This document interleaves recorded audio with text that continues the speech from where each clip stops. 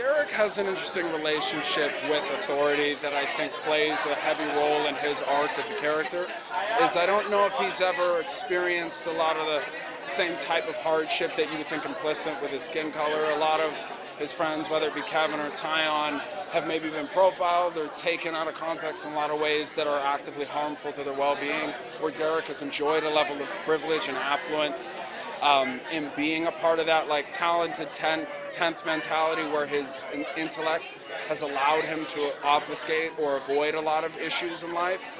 That when you put him in a situation where he feels he ought to call the police or an authority figure that is typically set in place to keep him safe, he has to realize over the course of the film that a lot of what you find in that safety that you might look for elsewhere is meant to be found in community and through friendship and through adversity that kind of breeds that camaraderie that he finds in Kevin and Tyon, thankfully, for the runtime of the movie. I mean, it's funny, you hope that every project feels like a certain level of comfortable, and what specifically Keith and Algee provide in terms of consideration and space to be played within in terms of emotion on set is bar none some of the most all-encompassing and pleasant work I've gotten to experience. And then you factor in the late great James Van Der Beek, who held such space for us as we discovered our voices in whether it be a leading space or like such a thrilling and compelling narrative that resonates with us as young black actors, that it always felt like we could lean on him to provide like a sense of etiquette and professional productivity on set that allowed him to take on that leadership role that came to him so effortlessly. So in addition to just being really good friends with everyone on and off set, it also felt incredibly productive and professionally very gratifying. Yeah, John has a natural penchant for breeding collaboration in terms of setting us up with the most amount of know-how and understanding of circumstance and world, and then kind of letting us run with our best instincts. He has a tendency to say the right thing at the right time that usually leads to a very productive film style. We only had like 22 days, and it felt like we never wasted a moment, and he never wasted a breath. It always felt like it was all coalescing into something wonderful.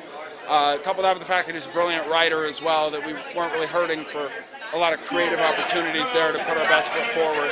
So John really is the only person that could tell the story and did it in a way that I think is unique to him, that you're just happy to support as best you can. Of course, I feel like that innate relationship to authority, whether it be judicial or federal or spiritual in a lot of cases, as misappropriated by Jacob, James's character in the movie, is we have to engage with whether it be media we consume online, videos of law enforcement pulling people out of cars, or a society that ultimately feels at odds with the way that we connect with one another, if that's even a possibility. And I feel like this movie offers insight into what it means to discover community and to be and support through kinship and through understanding and empathy, as Derek, Kevin, and Tyon eventually learn to do, that if we're going to survive this thing, we're going to do it together. And luckily it's all wrapped up in a fun genre thriller film. And I personally couldn't ask for anything more than that.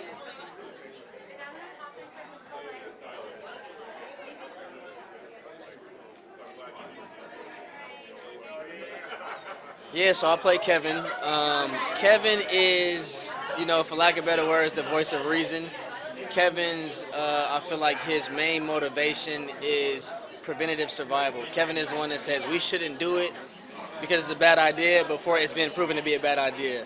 But Kevin's journey in the film is one of, it's an interesting one, because one could paint Kevin as angry, but I think it's just a realization that I came to when I was kind of thinking about it earlier is it's just exhaustion. It's exhausting to have to keep explaining to someone, what you think should be so crystal clear. A fact about society that you feel like, can you just open up your eyes and see and wake up and say this is the way the world is.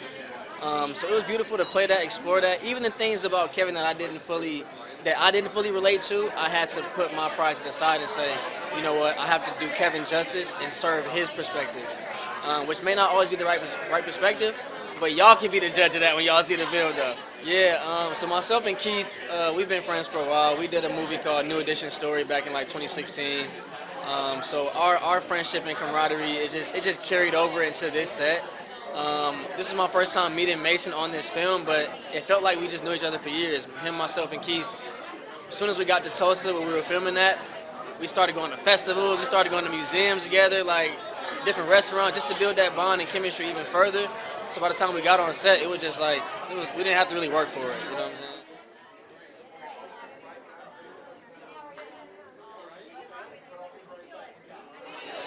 saying? Yeah, John is so amazing, man. To just have the ability to write from three different black perspectives and to make them all make you feel like, wow, well, I feel like that they all could be right.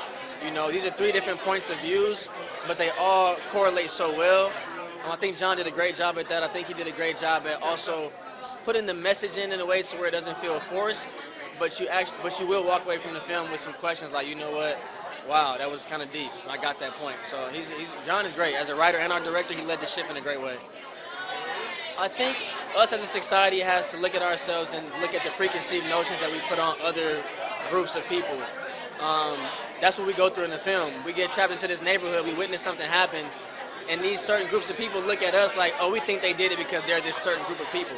That's a preconceived notion where you don't even have a fact. And so I think that if we can start to just open up our minds a little bit as a society and kind of say, okay, let me understand the facts, or let me just get to know the person before I judge off of what I just think to be true. So I think that's the message that they can kind of walk away with. I'm jumping in with you guys now. You go first. You go first, and I'm jumping in.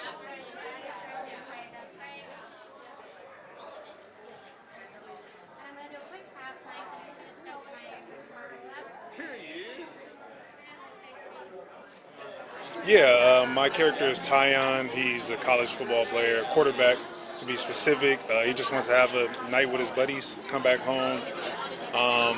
And he has dealt with some problems back home, a little issue he got into that put his scholarship in jeopardy. I look at it like he was just trying to get away from that in the moment and hang with his friends so he doesn't have to think about that. But when they get thrown into this whirlwind of a night, and like questions come up about just his maturity and what he needs to work on as a person in the midst of also running away from this guy who he just witnessed murder somebody and try to survive. So yeah, no, we have a really great bond. I mean, me and Algee worked on the New Edition story together. I met Mason before the film, right before the film. So by the time we got on set for the film, we were just really close and cool. And that chemistry carried on spilled over to the screen. Even though Kevin, aka Algee, and Derek Mason don't get along at first, it's crazy how much we got along in person. And it was easy to work with them, honestly.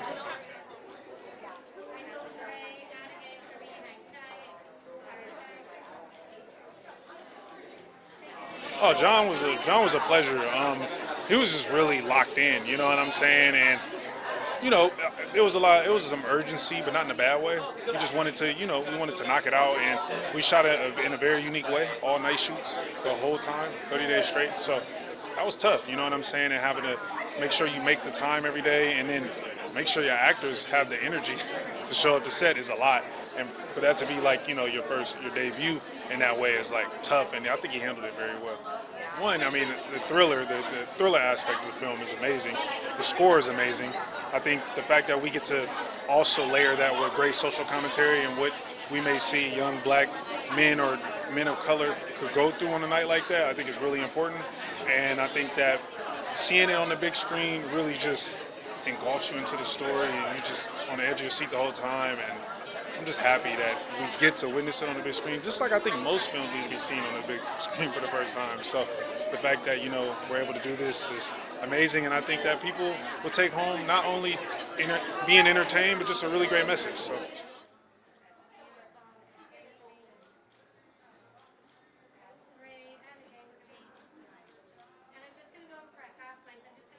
Yeah, so it's a very personal story. It's about my journey as a kid, and it's about based on some people that I knew also, and it's really a fusion of these ideas that I held close and dear to myself, and the horror and thriller genre that I've always worked in and I've always adored. So during COVID, I finally was able to sit down and focus on sort of like combining the lessons that I wanted to teach and finding a nice sort of genre package so we could take people on a nice fun thrill ride and entertain them, and in the end have them talking about some of the lessons that were learned along the way.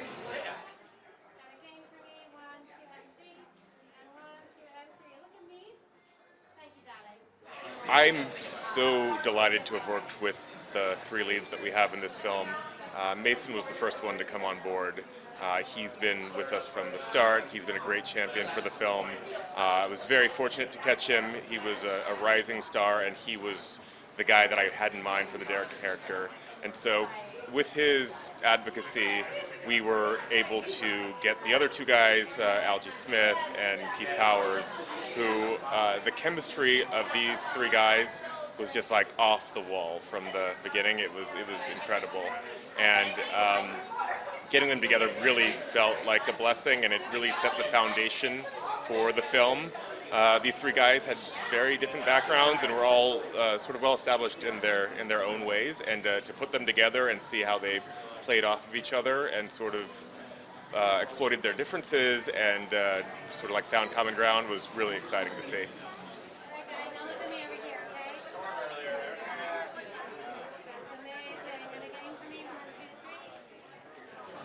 It feels both timely and unfortunately timeless, some of the lessons that need to be learned in this film.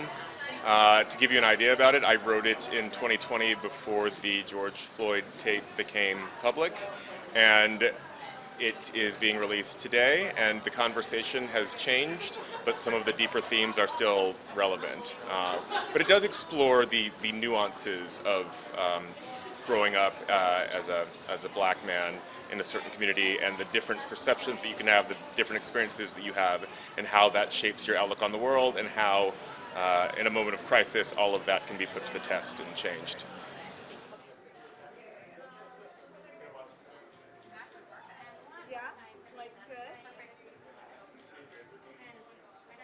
I was actually an executive at Lionsgate when I first found this project, and I was focused on building pathways for diverse and inclusive content. So the script came to me actually from our chairman before he was our chairman.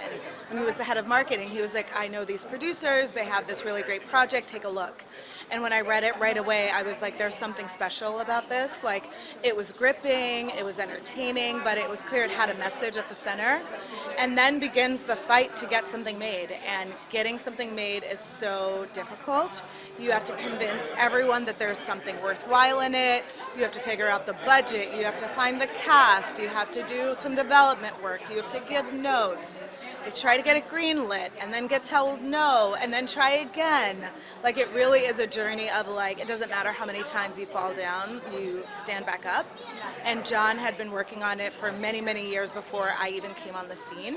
So I think today in this release is really just a testament to the fact that, like, things that matter are hard but are worth doing, and when you actually get to that finish line, it feels so rewarding. So what was really great is that when John was developing this, he was like, I've been talking to Mason Gooding for years about this. He's passionate about it, and like, Mason's star has continued to rise over the years, and he remained committed. Sometimes it takes a long time to get that yes. And when we circled back and we were like, we think we have a go, he was like, I'm still in. I still believe in John. I still believe in that story. I relate to this story as a biracial person myself. I want to help you tell it. And then from there, it was just like, who do we surround Mason with? Who are going to be the believable friends? And what you see on screen, that chemistry between Algee and Mason and Keith was just electric. It was incredibly it was palpable. Like, they had fun together, they were laughing, they were joking right away. And then the villain, that was like an incredibly important role. And we talked about a lot of talented actors. And we kind of kept coming back to, like, would James Van Der Beek ever do this? Like, he's done so many things, and John actually got a chance to sit with him, send him the script, and talk to him, and he was like, James actually really believes in this. I think that for me, what stood out to me about the script and what stands out to me now about the movie, seeing it done, is that when I tell people the one-line opener of like, 3 young black men are going to a party, the highway shuts down, they decide to take a shortcut through a wealthy gated community at night, everyone, regardless of their racial background, goes, uh-oh. And the fact that we all know that that is an uh-oh moment, that like taking a wrong turn for these characters might actually bring something like deeply dangerous, I think that's the conversation that John's movie can help to get started, clothed in a really fun, edge of your seat, talk to the screen, don't go in there, why would you do that? Like, I wouldn't go inside there. And so I think that it's a really participatory kind of viewing experience, but then I think it leaves you with a couple of questions, and Mason's character is really kind of the embodiment of those questions as he's going through that journey and realizing that like the world is not exactly what he maybe thought it was. We ain't going nowhere. You got it.